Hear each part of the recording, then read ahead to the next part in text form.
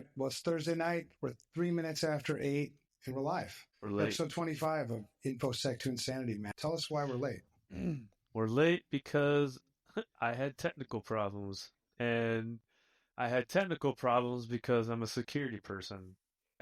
My laptop using a VPN's studio setup is not like a VPN, so the microphone was not working until I turned it off. So you're a Marine. You're not supposed to be late. Nope. I was technically on time. It just wasn't working. So if you show up to the line on time but without your boots on.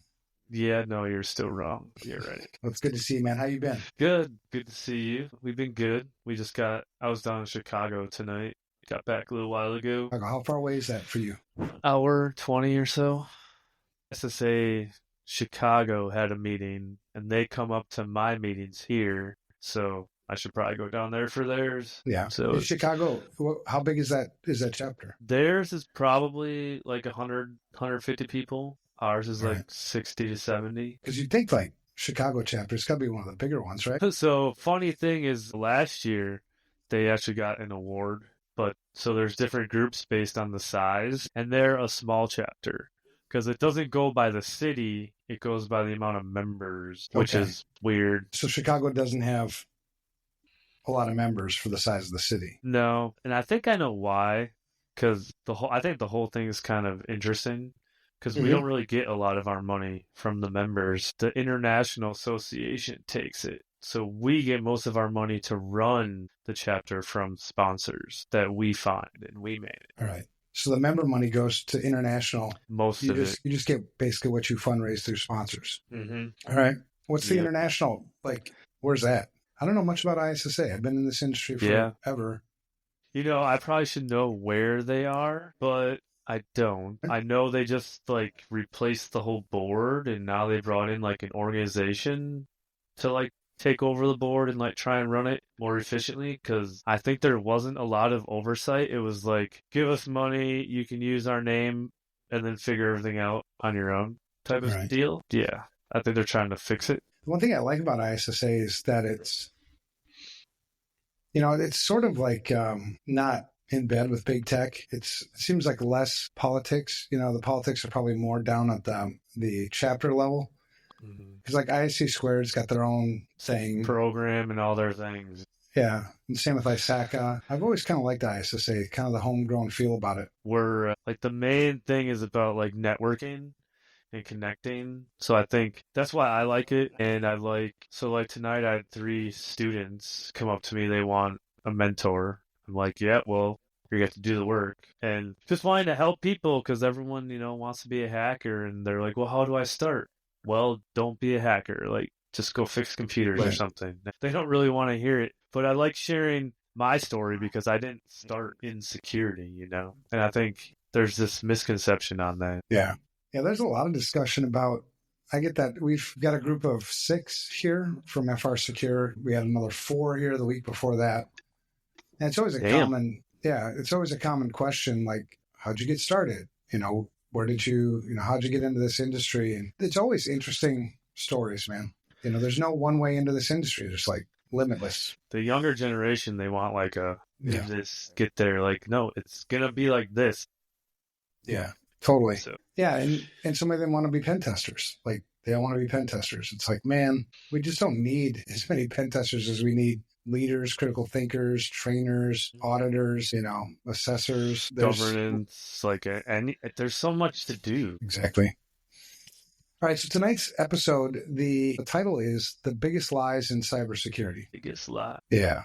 And these are some of the biggest lies. I'll preface it with that because there's lots of lies in this industry. So it's not the only ones, but these are some of the biggest ones that come to mind. I think this industry is full of a lot of half-truths, where we sort of tell the truth, but really, do we?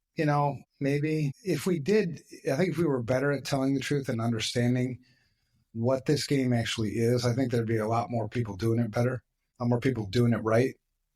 So before we even start with that, I want to start with a couple of cybersecurity myths. Ooh, I like these. Yeah. So the first myth is hackers wear hoodies in dark rooms. all the time. All day, every day. All day, day. Yeah, and playing off that same myth, hackers wear hoodies in dark rooms is hackers and, hackers are criminals, or hackers and criminals are the same thing. Oh, yeah. Right? I will confess I was ignorant when I first started. Mm-hmm. I did have those conceptions because marketing throws it at you a lot. Right. But once you get out and you start networking and meeting people, yeah, it's just all BS. Well, yeah, but that's what people get fed, right? I mean, people that are in this industry, we laugh it off or get angry about it, but it continues to propagate. Every piece of marketing that you see out there in the real world, you got a damn hacker wearing a hoodie in a dark room, maybe a matrix thing going on the screen. And that's not how it is. I mean, think of a hacker as somebody who thinks outside the box, somebody who tests the boundaries, somebody who wants to maybe use something in a way maybe it wasn't intended. I always have a saying that if you've ever used duct tape before, you're a hacker, right? It's ingenuity. Fixing things. So Fixing things. The term hacker is in 1960s is when it came and it was started. And It seems like it was just initially a computer enthusiast who was skilled at customizing or reworking it or repurposing, right? It doesn't mean you're breaking shit. And, then we went down this road of hacking, cracking, red, white, blue, purple, and it's so confusing. And then that's what we do. I mean, we confuse ourselves all the time, and it gets to the point where we end up confusing ourselves. We spend time talking about shit that doesn't really matter. But, the way we're perceived, if you are a hacker, which, I think most people are hackers because most people have the ability to think outside the box, to be ingenious, to do something with something that maybe wasn't its original intention. But, Hollywood gives us this hoodie, dark room, matrixy looking thing, when in reality, real hackers, it's me, it's you wearing sweatpants. If I can, right. Drinking I'm coffee, comfortable, drinking energy drinks. Some of us do prefer to work in darker rooms. I prefer to work in a lighter room because it keeps me awake. It's just completely different. And in terms of hackers being a bad thing, no, hackers are a very, very good thing. It's criminal hackers, right? It's people who hacking can be good. It can be bad, just like anything else. And there's bad hackers out there, but what separates good versus bad? What's the line? Is it a clear line or is it always murky? For me, it's clear. It's what your intentions are. And if your intentions are to take advantage of somebody or do something, I think it comes down to doing something that takes advantage of somebody, because some people might argue, well, if you do something that's illegal, but the law is so far behind what we do in this industry that, that's open for interpretation. I asked a bunch of lawyers about Project Broken Mirror, where we're scanning thousands and thousands of systems without permission. Is that illegal? Have you ever seen this book? No. Say it out loud so the listeners can. It's I think it's Talon, TALLINN, Manual on the International Law Applicable to Cyber Operations. Gotta be honest, it looks like it was created by NATO. I bought it and never read it. This is when I was interested in privacy and stuff. But It seems like this is supposed to be the law. But even then, it's 600 pages long. So to your point, it's vague, and I don't think really anybody knows. Well, and that thing said international? It did, yep. So there is no international law. According to this book, there is. No. There's prepared by the International Group of Experts at the Innovation of NATO Cooperative Cyber Defense Center of Excellence. Published by Cambridge. There's no law. There's a whole hodgepodge of laws depending on jurisdiction. So in the United States, we have our own legal system. Europe's got their legal system. So looking at this, a lot of people contributing are generals and lieutenant generals. So I'm wondering if this was written at a warfare college to try to define cyber warfare and what is ethical in terms of offense and defensive operations. But it's confusing, I would imagine. Well, and the law is it's only worth how you prosecute. right? Who's enforcing? Yeah, how you apply the law, right? So in the United States, it's pretty much civil, criminal, and administrative law. And for criminal law, if you want to think hackers are criminals, it's the same thing. The same burden of proof that applies to proving somebody murdered somebody or somebody raped somebody applies to information security. So you have to prove beyond a reasonable doubt. Yeah, screw it. All right, so another cybersecurity myth, incognito mode makes you anonymous. That was actually debunked. Oh, it's absolutely not true. Yeah, not true. It does one thing, and one thing only. It doesn't save your browser history. That's it. That's all incognito mode does. Tracking still exists. Oh, yeah. It doesn't hide your IP address. It doesn't prevent websites from tracking you. It doesn't keep you anonymous from your ISP, employer. It doesn't stop malware. It doesn't do any of that shit. And you can delete your cookies and stuff without having to use incognito every time you close it. It's just a checkbox in your settings that already existed. Right. All right. So there's a couple of myths. Let's get going with some lies. Maybe you can bring a couple too. I've got 5 that I'll bring up. Number 1, compliance equals security. That's like the biggest one. So this actually came up at the talk that was there tonight. Oh, I wish I would have been there. Actually, yeah, we can wrap afterwards. I think you might like this guy. So I don't think if we're talking like in terms of binary, where you do the double equals, compliance equals security, no. But if you work at a place that doesn't have any compliance, and then a place that does have compliance, tell me which place is, I don't want to say better, but, more feels better, I guess. I would say the non-compliant. Because the shitty thing about compliance is I've mentioned so many times that the number one thing in information security is situational awareness. And if you are pushed to compliance, you're now not focusing on your most significant risks. You're focusing on what somebody told you to do. You're focusing on a checklist, which then can possibly and often does lead to a false sense of security. So at least you're not fooling yourself if you're not doing anything with security as opposed to playing the compliance game.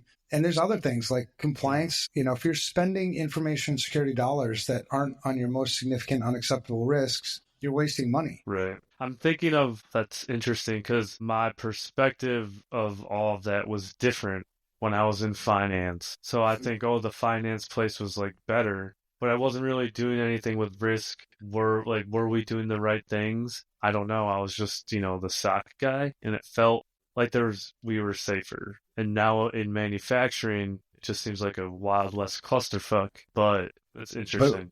But at least you're in a Wild West clusterfuck. Yeah. The sad thing about compliance is it's still by far, there's no statistics that I know of, no numbers, but my gut tells me 80% of all information security spend is driven by compliance. Yeah, you use that as a threaten to your own business. If we don't do this, we're going to have a fine. It's like you're threatening them, and you wonder why they don't like us. We just threaten them. And for anybody who has kids, you'll be able to maybe relate to this, but I have 5 kids. I had actually 1 kid who wanted to and enjoyed cleaning the room. The other 4, we had to play the compliance card, right? You had to force them to clean the room. Now, when you compare the rooms from the 4 to the 1, which room do you think was actually clean? The one they wanted to. Exactly.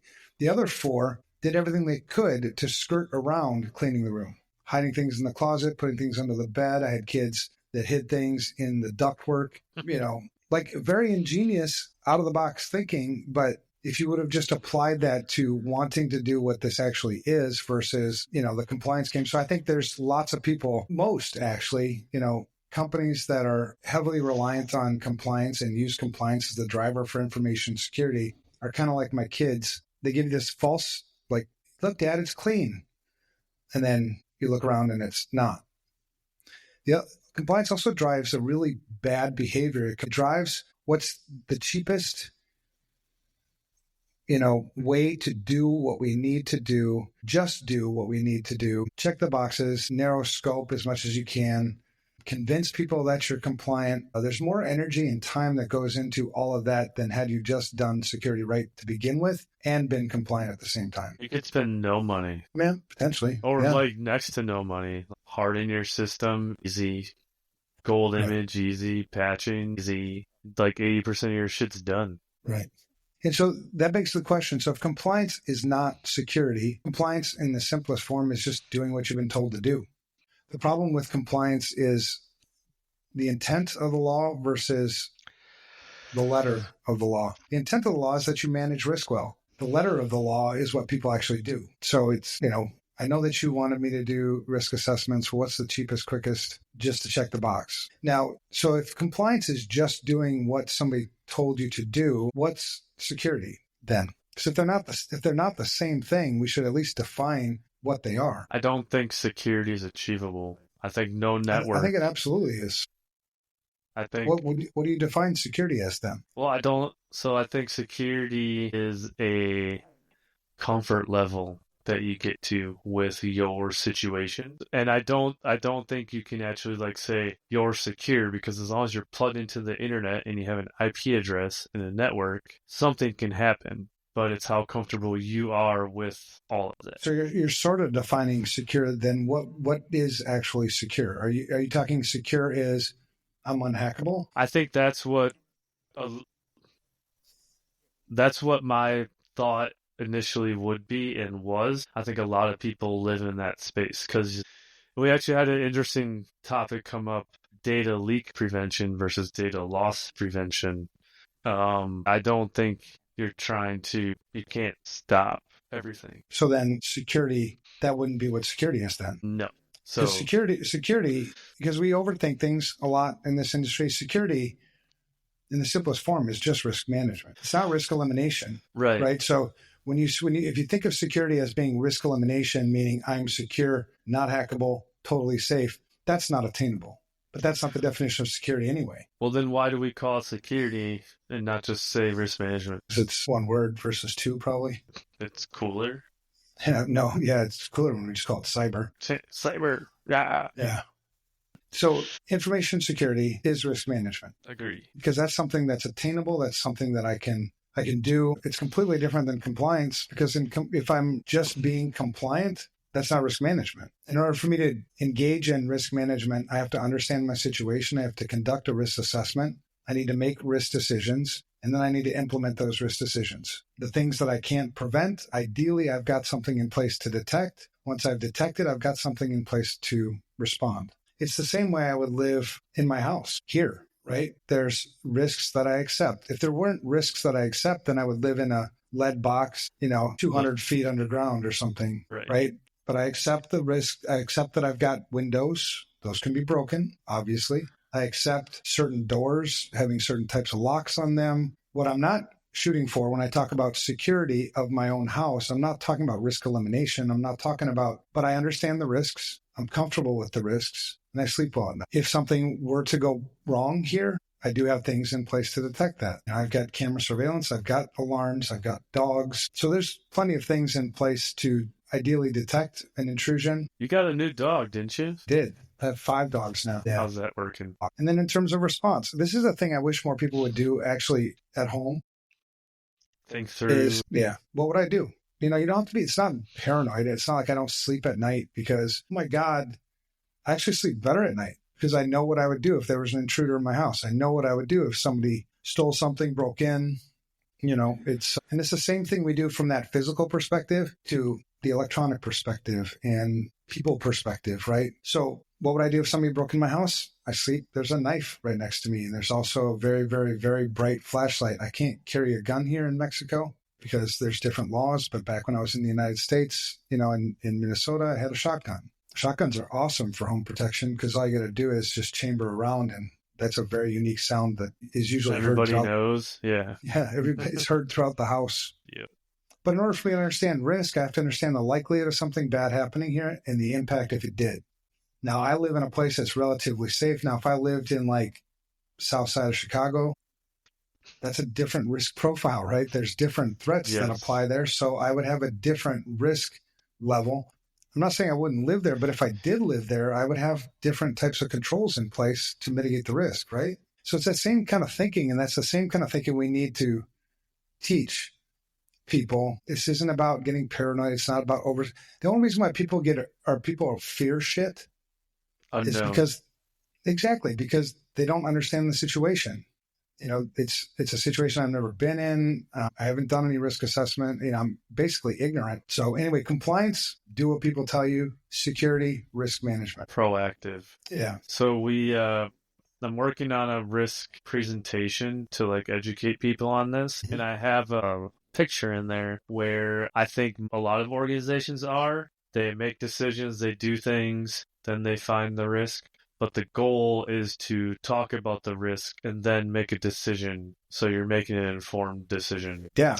Yeah, that's ideal. I mean, that you would do that that's just situational awareness, right? Mm-hmm. I mean, if I want to go clubbing tonight, in South Minneapolis, you do the risk assessment in your head before you go, right? I would think, or you just go. I don't know. That's why I don't understand like how people generally just do things without thinking, and then they suffer the consequences afterwards, and then they're surprised by it. Maybe they're not surprised. Maybe they just cry. I don't know. Right.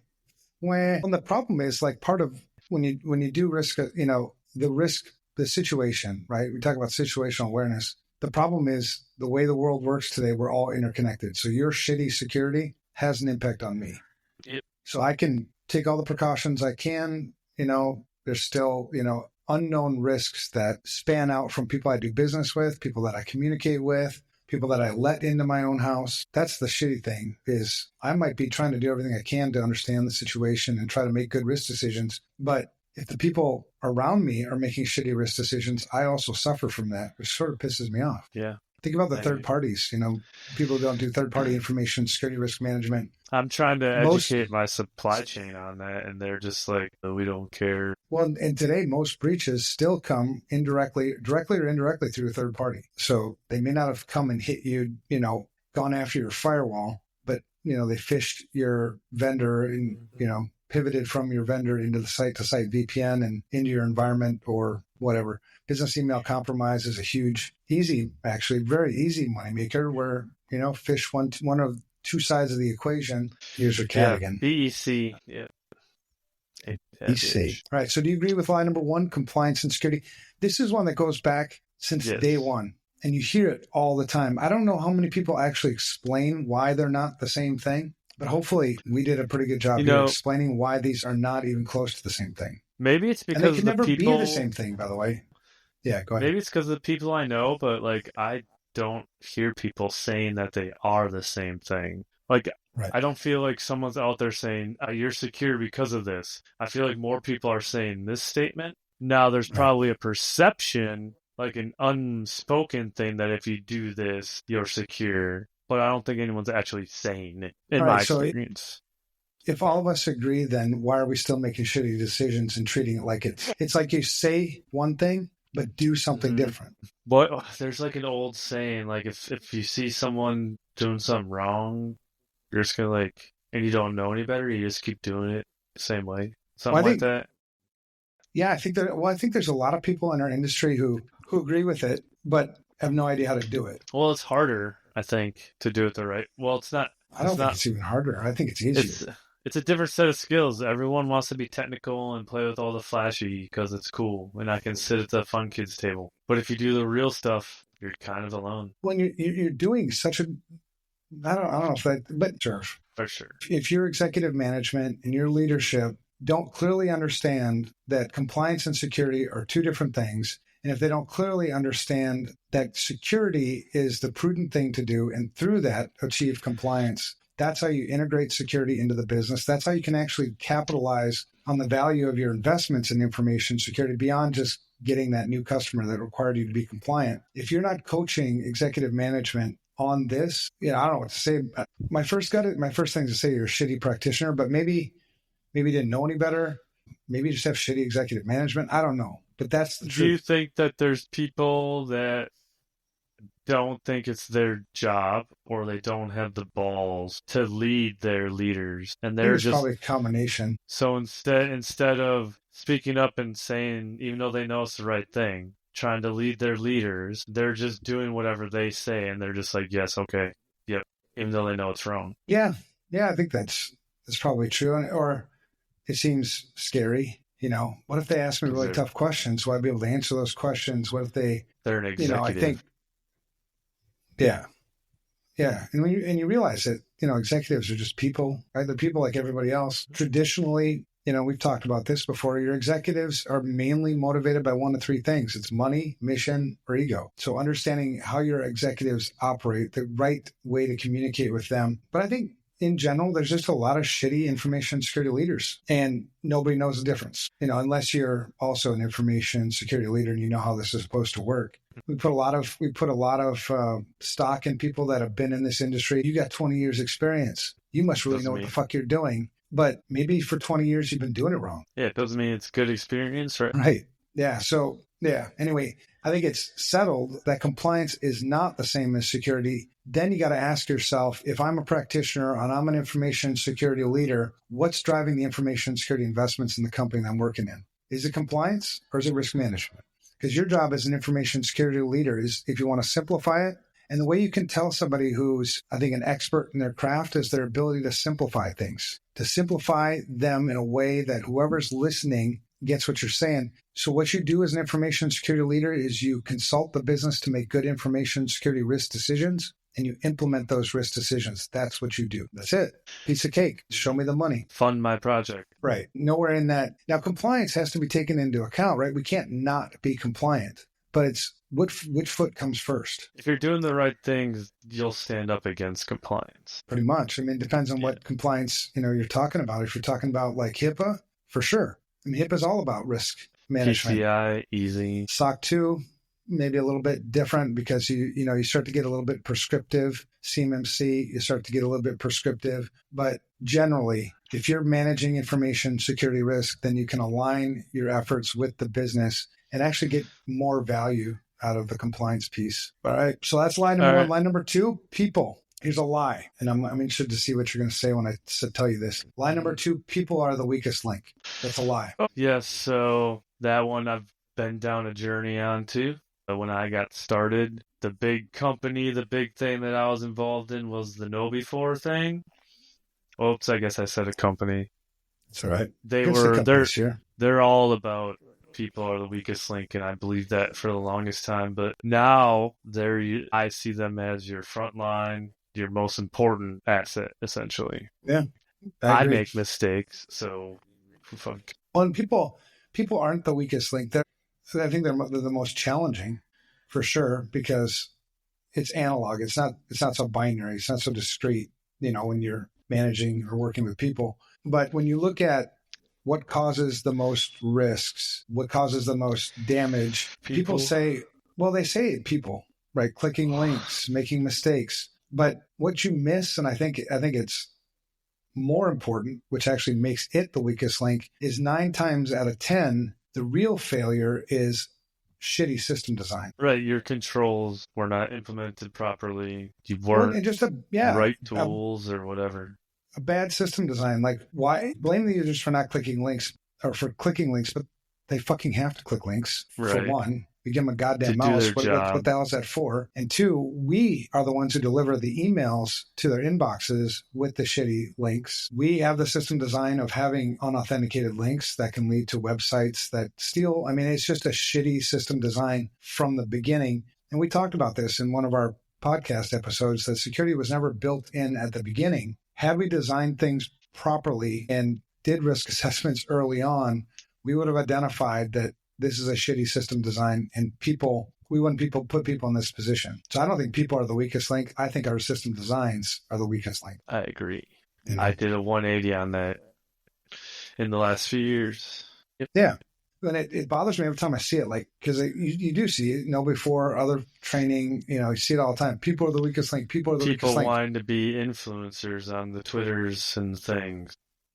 Well, and it's bullshit. Okay, so let's say, give you the benefit of the doubt. Let's say that people were the weakest link. I don't agree with that, and I debate it. If somebody came and said, well, I disagree with you, Evan, it would be a fantastic discussion. But let's just give you the benefit of the doubt. Let's say people are the weakest link. So what's the best way to fix that? To tell them they're the fucking weakest link all the time? Standing on the corner as they walk by calling them a piece of shit is really going to work. Right. You're the weakest link. You're the weakest link. You're the weakest link. And then you're expecting them. They're like, yeah, okay, fine, I am. They know we're talking about them. Right. And you're supposed to be creating a relationship within your business to get stuff done. Yeah. And I get pissed off. And, all the security team people that have worked with me, they'll slip up, stupid users. Like, dude, they're not stupid users. Well, they don't know how to do security shit. I'm like, do you know how to do accounting? Should you go run payroll now? Well, right. No, I don't know how to do that. Well, they don't know how to do what the fuck, and plus it's like giving a chainsaw to a damn toddler and they expect them not to hurt themselves. It's like, this is just stupid. How do you feel about the word users? I think, that's a culture thing.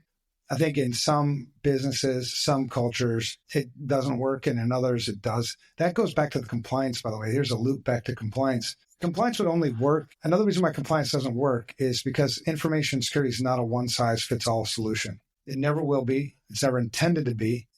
Certain risk things that I'm willing to accept in my life are not the same that you would accept in your life. Plus, so we're different people. We have different technologies. We live in different physical environments. Everything's fucking different. So why would I think the same controls that work in your house are going to work in my house and it's going to be somehow efficient? That's a good point. It's not.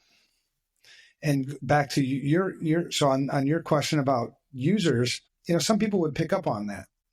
Like some people don't think twice. Call me user, it's fine. Other people think, wait, that's like a drug addict. Drug addicts are users, So you have to know, I think, the culture of the organization you're working in to figure out if that's a language that's going to fit for them. I try to educate people not to do that because whether it works or not, I think there's always another option, and no one's ever thought about another option. At the end of the day, you can always call them employees. I just call them bitches. Or bitches. Yeah, bitches get stitches. Them bitches get stitches because I keep clicking the links and shit. Okay, I got one. Zero trust solves everything. Okay. Sorry, I choked on something there. Was that on your list? Zero trust. Let's see. No, but I like it. Tell me why. Tell me why that's a lie. Because just like information security, like you said, isn't a one-size-fits-all. Zero trust is not a one-size-fits-all. It's a strategy. You can't buy a product. It's not magic. If you really had zero trust, you wouldn't be able to work.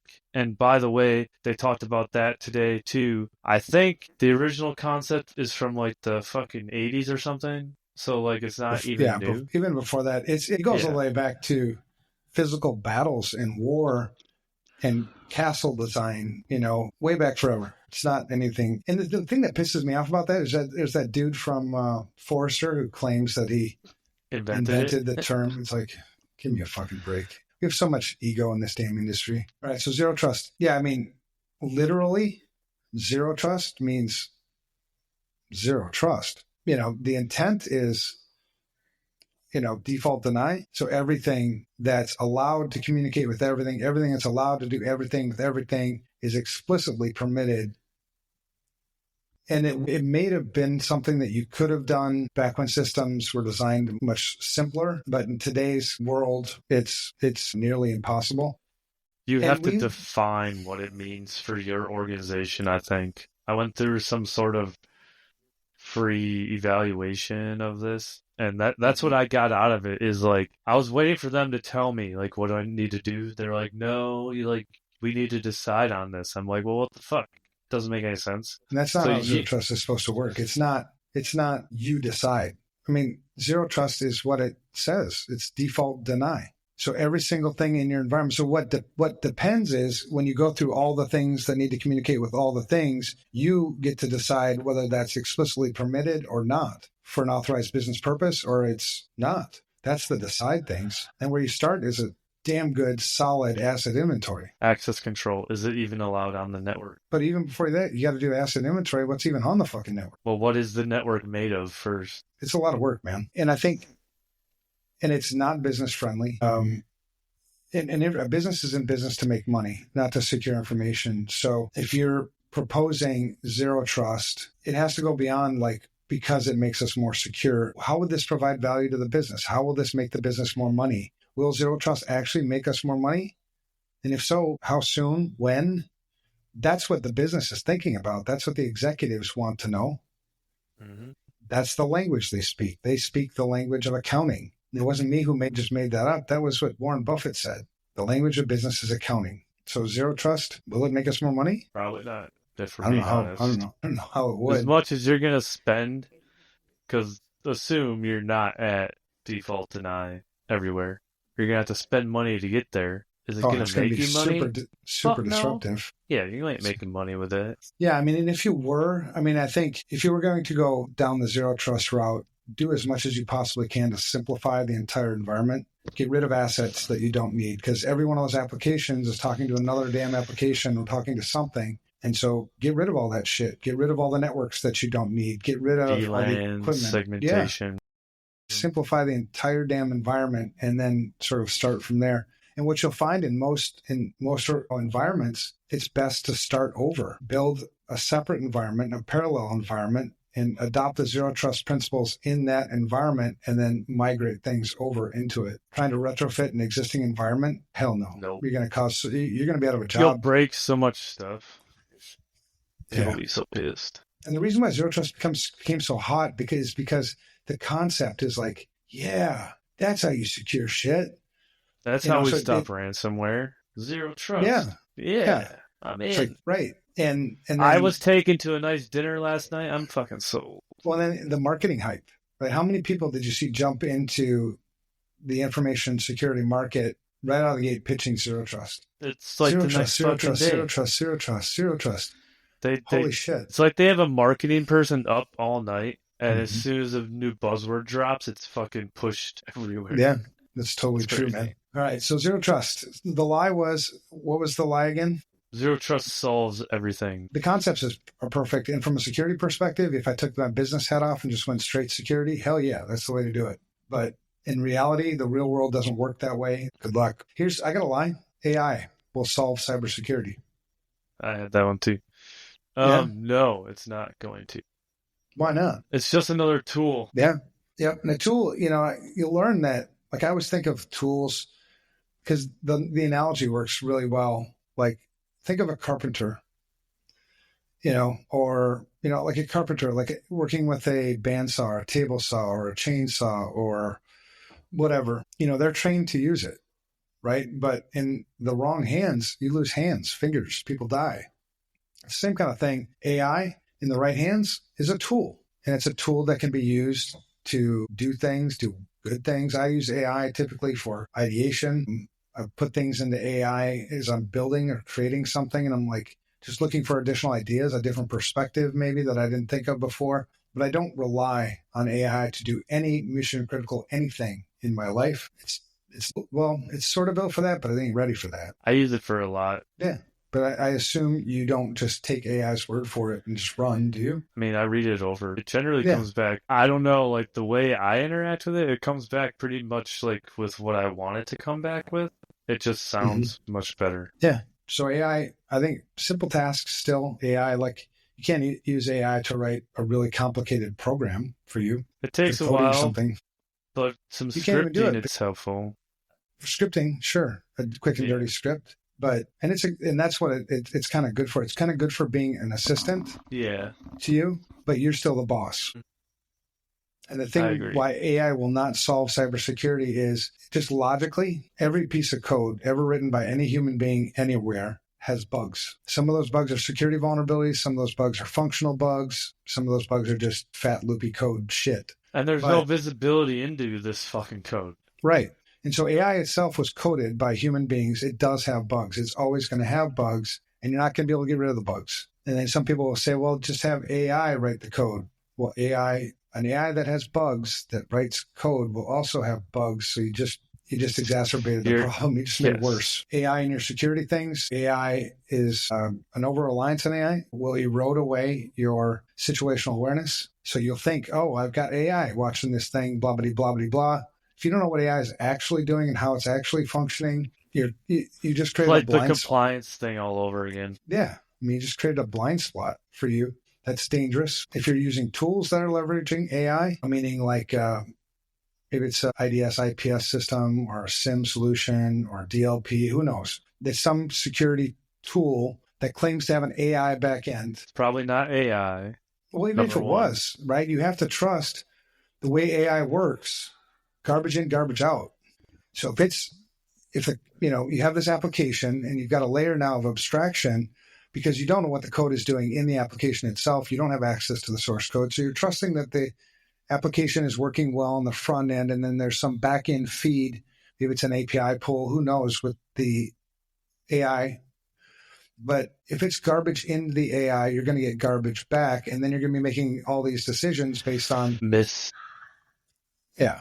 It's a scary, like, if I were going to use AI, and I do use AI often, but I know what it does, I know how it works, and I question everything, right? I mean, as security people, isn't that kind of part of what we do? We just question everything. More questions. Yep. Right. So AI, false positives, AI can be manipulated just like I can be manipulated, just like you can be manipulated. AI itself has bugs. The application that you're using that's using AI will have bugs. So it's not going to solve cybersecurity. It's just another damn tool that you better figure out how to use it and use it well to manage risks. That's what the fuck security is. I agree. You got a lie for me? Yes. Which one do I want to pick? Cyber information security is an IT problem. That's the lie? That's the lie. The truth is it's a business problem. The CEO and the board don't care. It just needs to be brought up in the conversation with other risks, finance, physical. Yeah. It's a business problem. We don't own it. Like you said, we advise. Yeah, I completely agree. And I even go a step further. Information security is a life skill. It's just a life skill, right? Even if I'm not the leader of a business, I'm the leader of something.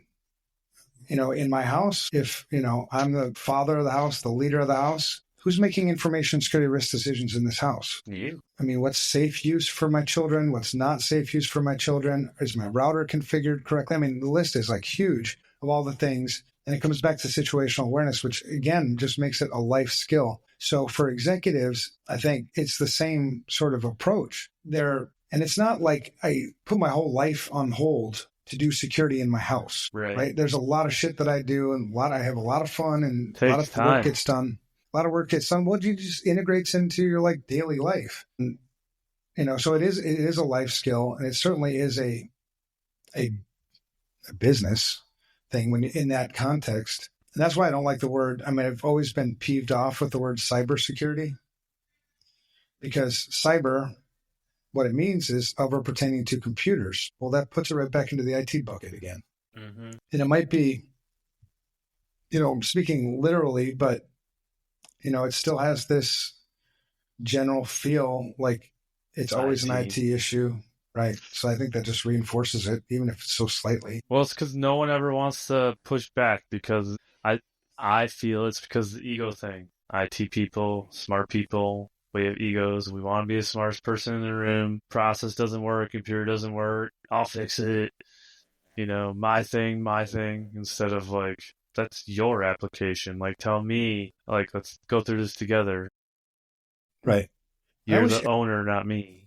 I wish every person in an organization would ask themselves, what value do I provide to this company? Isn't that what the government's doing right now? Well, that's what we should all be doing, right? I mean, if you have people working in your organization who aren't providing value to your organization, you have to ask, why the fuck are you here? And the same thing, from an IT perspective, from an information security perspective, there was that one question that I got asked, I don't know, maybe 20 years ago. And I was in a board meeting, and I was presenting the results of a risk assessment. And the CEO in the middle of the board meeting interrupted me, and he said, will any of this make us more money? And I was totally unprepared for that question. I said, I actually don't know that. I don't know the answer to that question. Now, they say wisdom comes from experience with pain. That was an experience with pain. So here's the wisdom. Go and find out. Will information security make us more money? And the answer is yes, it will, if you do it right. If you're creative, if you keep in mind, how am I providing value to this business beyond just securing things,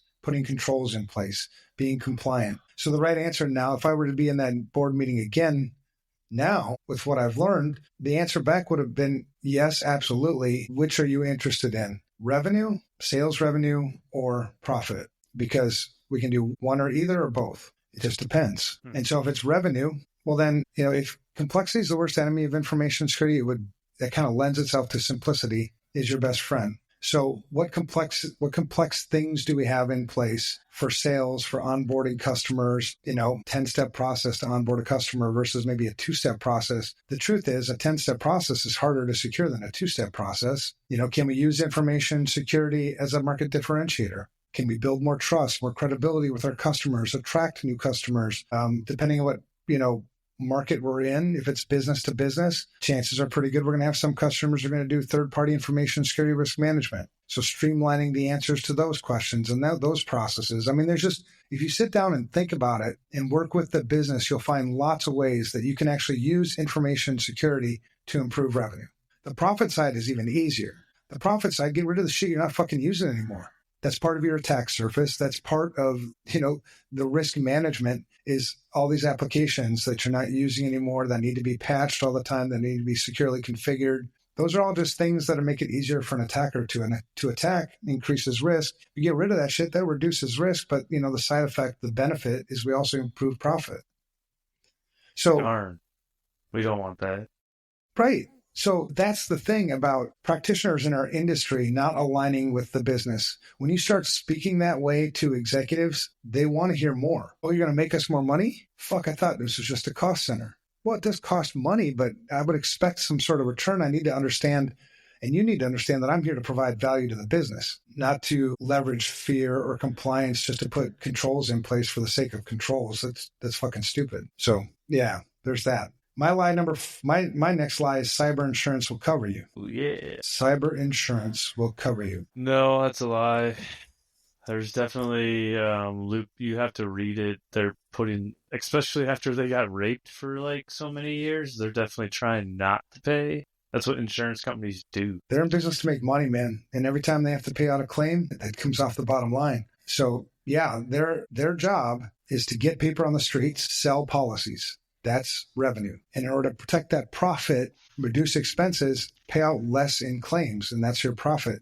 That's oversimplified, but that's essentially what it is. And so the reason why the insurance companies went as fucked up as they did, meaning, here's 9 questions, answer these 9 questions, and we'll underwrite a policy for you. They didn't understand the complexity. And that was partly on purpose. I think so. They wanted to get paper on the streets, get money in the door, get money in the door, get money in the door. They're starting a new industry, essentially. They got to float somehow. Yeah, and then the traditional methods for underwriting insurance were always based on actuarial data. You had loss data. So you could be somewhat predictable on what you're going to have to pay out on claims, and that would drive your margin. But with information security, where's the loss data? We don't share that shit.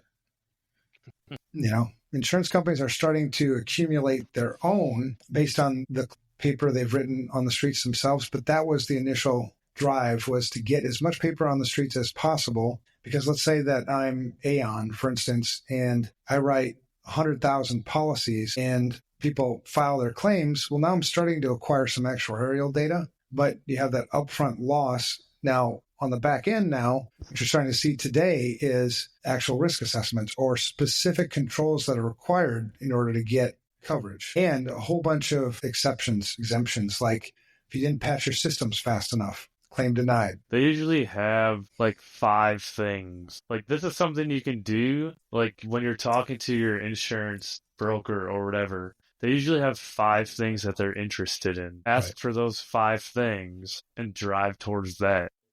Well, they'll all be in your policy. Somebody should be reading the damn policy, the writer. But that's how you can save money. Like, if you work on those things, you'll drive the premium down, which is going to save your business money, and it's also going to make you better because they're probably focusing on them for a reason. Well, you run into a lot of people, on this lie, the cyber insurance will cover you. Number one, if there's any possible way for them to deny the claim, they will. That's the cold-hearted truth of it. And the second thing is you run into a lot of customers who say, yeah, we don't have an incident response plan, program, but we have cyber insurance.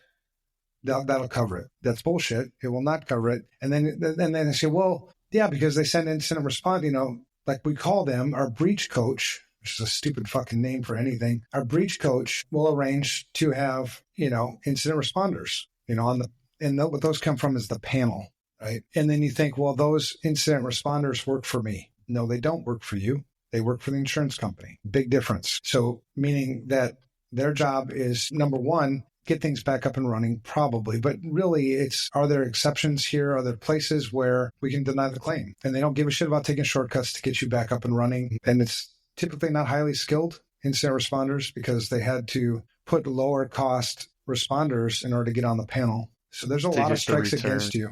Yeah. So those incident responders, your incident response team working through insurance does not work for you. We've seen way too many people get burned on that. It's not going to supplement your own lack of effort. All right, so that's my lie. What's your next lie? We're too small to be a target. Oh, yeah. That's a lie. The truth is everyone's a target. I mean, you just have to think about in real life. If we're walking down the road, me and you, we're bullies, we're criminals. Walking down the road, we want to rob somebody. There's someone that's small, or there's some big dude that's like strapped.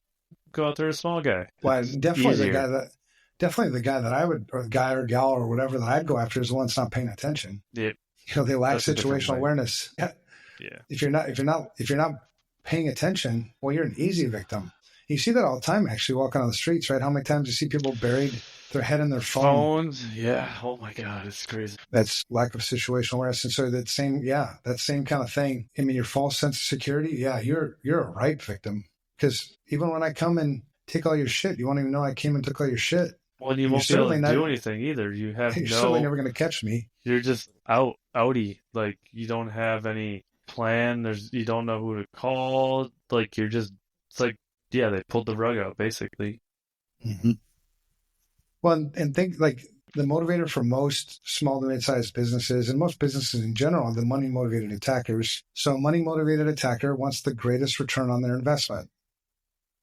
Easy work. Exactly. Easy work. And even if I were a bad guy and even if I hit you for $100,000, it took me 5 minutes, 10 minutes to do it. I'll take that. Thank you very much. Exactly. That's always been, but there's along those same lines too, is you have these people who think just generally it's never going to happen to me. Well, we're such a reactive culture. That's the problem. Like, humans are reactive. Yeah. And then you play the kind of the victim card.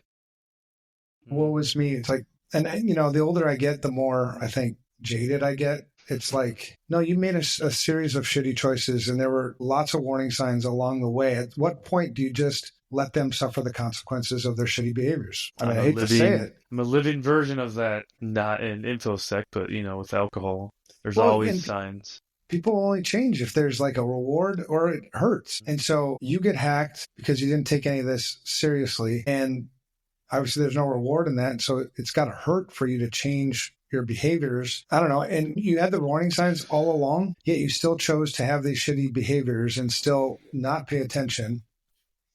And then you get hacked. So, I mean, I hate to say it, but I kind of don't feel sorry for you. I've been preaching this for 30 fucking years. I'd rather spend my time on people that are actually taking this seriously, trying to be responsible. And yeah, if you make mistakes along the way, man, we all make mistakes. I'm more than willing to come help with that. But it's totally oblivious. I never knew that crystal meth was bad for me. Sorry, man, it is. I'll be here when you're done. All right, that's a good lie. All right, so another lie, there's a cybersecurity talent shortage. Yeah, we had a whole conversation about that in a podcast. And that actually came up tonight again at this meeting we were at. Most of the jobs posted aren't even fucking jobs. The lie is there's not as big of a demand as you think there is, I think. And it's competitive. So quit bitching and just try to do something. Like, find a job. I said this today. Start in fucking IT. Start at the help desk. Holy shit, that's where I started. Yeah, it's crazy how many people just, I sent an application and I didn't get the job. Like, there's more to it than that. I mean, if you're hungry enough, you'll find ways. Networking is a great way. Mm-hmm. Getting to know certain people, in the industry, expanding your network. And then when they know about something, I mean, not only can they open a door for you potentially, but they can vouch for you. Some of them are actually, hiring managers. So, get off your ass. And I know it's hard to find a job, and I haven't personally had to go find a job in a long time. So I don't know what it's like, but you got to get creative. You got to find ways on the demand side. I think people hire and they have no idea what the fuck these people are, what the people they're hiring are actually going to do. I have this guy that goes to the gym that I go to. He works for an insurance company. He says, and he's in cyber. My manager has no idea what I do all day. I do just enough to make sure I can keep getting paid. Right. What the fuck kind of person are you? He told me that, and what the fuck? Well, I appreciate the fact that he told the truth. I guess. I mean, And it goes back to, I think, shitty information security leadership. Why in the hell would I ever have anybody on my team that's not needed to satisfy the mission? I'm not into carrying dead weight. Every dollar we spend on information security is one less dollar we can spend on growing this business in other ways. I'm supposed to be providing value to this business. This team is my responsibility. I know exactly what skills I need for whatever it is that needs to get done. Or if it's a larger team, you've deferred that and you've got direct reports who tell me these things and know what's expected. So I think a lot of it just comes down to shitty information security leadership. Like most of the lies that we've covered tonight, it's just shitty leadership. What are you actually doing? And if I see one more damn entry-level fucking position that requires a CISSP, we got to do something about, or you have knowledge in like 15 security tools, 10 programming languages, and quantum cryptography, and we're willing to pay you $50,000. I had one job interview that was like 3 hours, and they gave me a piece of paper, double-sided, with all their tools on it. Tell me if you have experience with each of these tools. There's like 100 fucking tools. Like, I guess 90 of them I've never heard of before. Is that some kind of badge of honor? I guess. I don't fucking know. Rather than giving me the name of, the brand of a tool, why don't you tell me what the fucking tool is? How is it helping us? So rather than telling me you have a Stanley, why don't you tell me Hammer? That's a fucking great interview question. Make a list like that of tools and have them tell me which ones I can get rid of. Great interview question. Or what you would use them for, rather than, because I think there's a lot of bragging about, we've got Palo Alto, blah, blah, blah. We've got CrowdStrike, blah, blah, blah. I may have all the experience, like tons and tons and tons of experience with Cisco firewalls. May not know Palo Alto, but is that not still applicable to know how to use a firewall properly? Firewall's a firewall. I can read a fucking manual, So, yeah, that's irritating because it's like a badge of honor when you can. I mean, you've been to conferences before and, the geeky IT folks, IT type security folks are bragging about this tool, that tool, and whatever. Mm-hmm. And a lot of times, that's cool. But in context with everything else, the worst decisions I ever make in life and information security are the ones without context. It's just creating more work for yourself, and it's creating a whole shitload of metrics that don't have context. Yeah, and are completely fucking meaningless to your executives. Mm-hmm. How many threats did our firewall stop last month? 10,000. And your executives are like, okay, cool. Yeah, thanks, bro. Can we talk about sales now? Yeah. All right. Well, that's the lies I have. You got any more lies for me? Nope. The rest of them I had. I guess I'll add another lie I just came up with. Vendors. Vendors are a lie. Vendors themselves are a lie? Yeah. So I mean that from the sense of vendors should not be driving your program. If you go out, you're going to conferences, they're going to tell you, buy this, buy that, buy this. And you're going to end up being that shitty leader that has 100 tools. And your vendors are going to be driving your program, not you. Yep. Don't listen to them. Yeah. That's just simple shit, right? A vendor is rewarded and biased by sales, right? If they don't sell you shit, they don't get any money. So, why would I ever go to somebody who has a different motivation than what's actually in my best interest? Right? They don't suffer any consequences if they sell me a tool that I didn't need. Well, and it's like I do. You also have seasoned, experienced salespeople, multiple companies all over, real slick motherfuckers. And then you got young people coming in, becoming leaders. They don't fucking know. They're getting swooped. That sounds good. I need that. And then you have the even shittier leader that just fucking buys it because we're getting bigger budgets because we got breached last year. Fuck yeah. Woo. Yeah. Yeah, which, it's that, misspent information security dollar in my mind is no worse than a dollar that was stolen by an attacker. It's one less dollar I got. It's one less dollar for the business. It's one less dollar for bonuses, for better benefits for the employees, market expansion. Whatever the fuck you want to use it for. And the same thing goes with their vendor shit. The absolute wrong place to go ever with where you should spend money is the vendor. If you're a good information security leader, you'll let risk decisions drive these investments. And then before you even go to market, you'll spec it out. You'll have specs. You'll have specific requirements that your products need to provide before I go out to market. And then I might find 3, 4, 5 different players that could provide that thing that I need and then start working from there. Because another thing that you'll find with your vendors is, yeah, you hit my 5 key requirements that I needed in this product, but you also have 1,000 other damn things that I don't need, but you're going to use those to impress me and you're going to play like, well, does the competition do this one thing? Well, that one thing was never on my list of things I needed, so I don't give 2 shits. If anything, it's worse that your product does all these 1,000 other things because it's more complex. And You're going not back doing to them all complexity.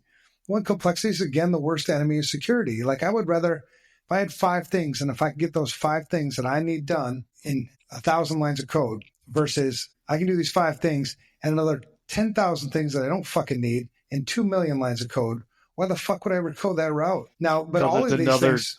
service to sell. It's another thing. Right. That's why. Greed. Well, and all of these things require situational awareness. I have to actually do the work. I mean, I get paid, motherfucker. I mean, I don't understand. I get paid for this. So why don't I act like a damn professional? Why don't I master my craft? Why don't I understand what's in my environment? Why don't I understand what I need and what I don't need rather than taking advice from somebody else who has no idea what I need? I don't know. Does it seem like it to you sometimes, Matt? Like there's a whole bunch of people, and it's not universal, but there's a whole bunch of people in this industry that are sort of just, I don't know, skating? Like not...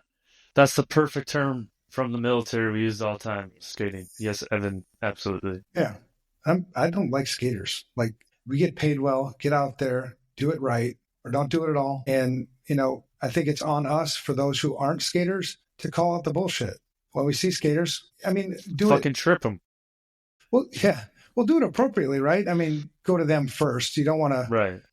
And if they refuse, well, then eventually, I mean, people suffer for this shit. People genuinely suffer when we get our jobs done poorly, when we make the wrong calls. We make mistakes, but fessing up, owning up to it.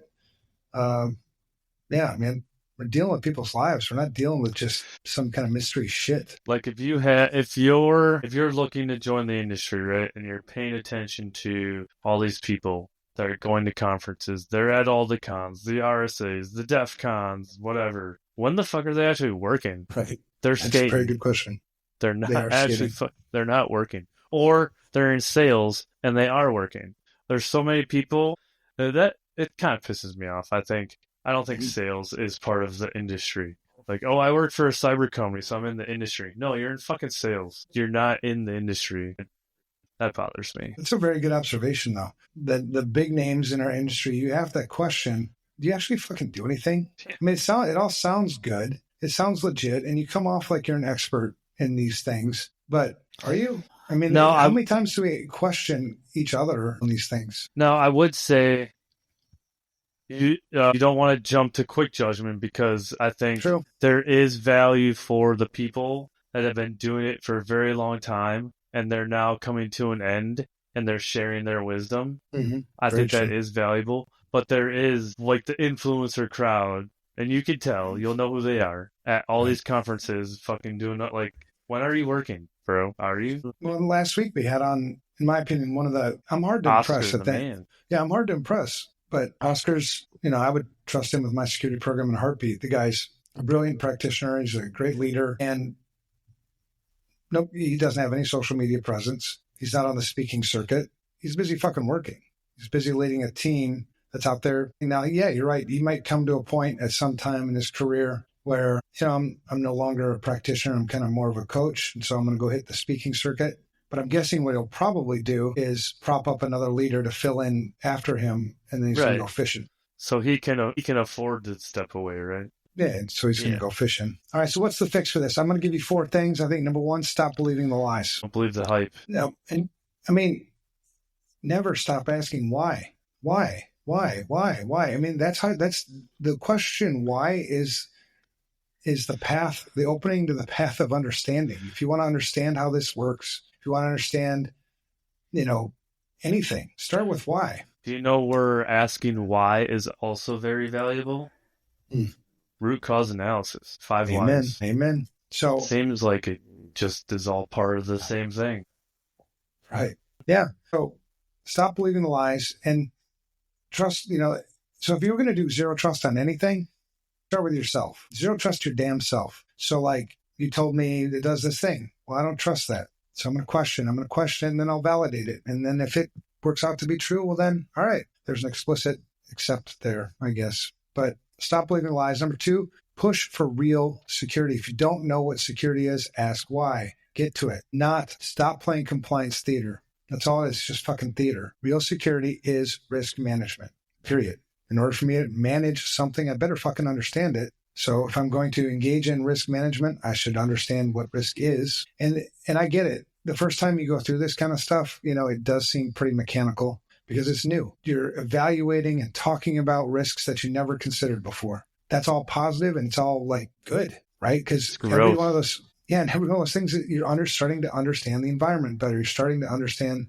your situation better. And then it does come a time when, you just get used to it and it just becomes a way you do life. It's a life skill. I would also add, when you're talking about do security, if you're on a team and you're fighting fires and you're doing like ransomware or incidents like every day, you're probably fucking doing it wrong. It's the truth. There's one of my coaches I had said most IT departments are designed to be firefighters, and that is not where you want to be. Now, back in the day, you could always, when I was more IT, really heads down into the networks a lot more than I am today, you could always tell a good IT person back in those days because they had all the time in the world on their hands. You told me about ping pong and shit. I played 10,000 games of ping pong because my shit worked, right? I mean, that's how you knew. So there was no firefighting. It was proper planning. It was proper design. It was proper testing. It was implementation. It was being prudent. It was being responsible. When shit did go sideways, we designed the damn shit, so we better be able to fix the damn shit. So, there was a lot of time. And I think the same kind of thing can apply to security people, that you can be proactive. You don't have to be putting out fires all the time. If you understand the situation you're in and you've designed things properly and you've got executive buy-in and you are leading well, you probably have more time to go out and just take the vendor's money for these free dinners. I'm not going to buy your shit, but I'll go eat your food, play golf. I do like the golf. Yep. I hate golf. Down for that. I'm all about, handouts, I guess. All right. And the last one, hire based on potential, not unrealistic unicorn bullshit. Right. So I think get it right. Specifically, what is this the clearer you are in a job description, the clearer you are on roles and responsibilities, the less gray area, the harder it is to manage. I mean, the easier it is to manage them. Expectations are clearly outlined and it's easier to measure performance. But, this unicorn job description bullshit. It's hurting not just you, but everyone else out there looking for a job. Yeah, you're fucking with people's lives. And people need jobs so they can pay their bills, so they can feed their families. And if you're lazy in that, you're hurting people. That's what I got, man. That's what I got for the lies. Again, they're not all the lies, but I think there's some of the biggest lies in cybersecurity are those. Do you agree? I 100% agree, Evan. Rarely do you call me by my by my first name, Matthew. It's weird. I'm trying to do that more consciously because I'm pretty terrible at that. I just call everybody sir. But you can call me sir. I grew up in a military household. I think it just creates a better connection, I think. People seem to get offended sometimes when you call them sir. I would agree. That's why it's not it's not a one-size-fits-all thing, but I try to make it. But I grew up, if I didn't refer to another male as sir, I got hurt. Growing up in the Marine Corps. So it was kind of, it was beaten into me. But that was a different time. So I like calling people sir. I think it shows respect. Mm-hmm. In Mexico, we got, kind of the same thing. Senor. Well, and you've been working on Spanish. So sí. Tú versus usted, right? Mm-hmm. Tú is the informal, friendly. You. Usually somebody my same age or younger would be the you. Whereas usted would be usually used as a, respect, somebody that you don't know well. An elder. So it's in multiple cultures. It is. All right, well, that's a wrap, man. If we got nothing else to say, look for us next week. We're going to talk. I don't even have what we're going to talk about next week, but let's find something really controversial and piss a whole bunch of people off. But piss them off with truth and love. Yeah, so again, it's not about buying tools or trusting compliance, stay informed, be proactive. And if you liked what we talked about, you want to add value, drop some comments. We'll check them out. Don't forget to subscribe or subscribe to Evan's awesome blog to get up-to-date newsletter. Yeah. And I'll start trying to figure out how to market this thing more, because I know we got lots of voices out there, and I know we're not like, there's some controversy in the way we say things. And I'd certainly like to engage in some dialogue, passionate, respectful discussions about shit. If you see something and disagree with something we said, we're not going to tear you up unless you come on here and be an asshole. But, I think we're pretty reasonable people. Yeah, usually. You can catch me in a mood, maybe. All right. Well, that's a wrap. We'll see you next week. See you next week.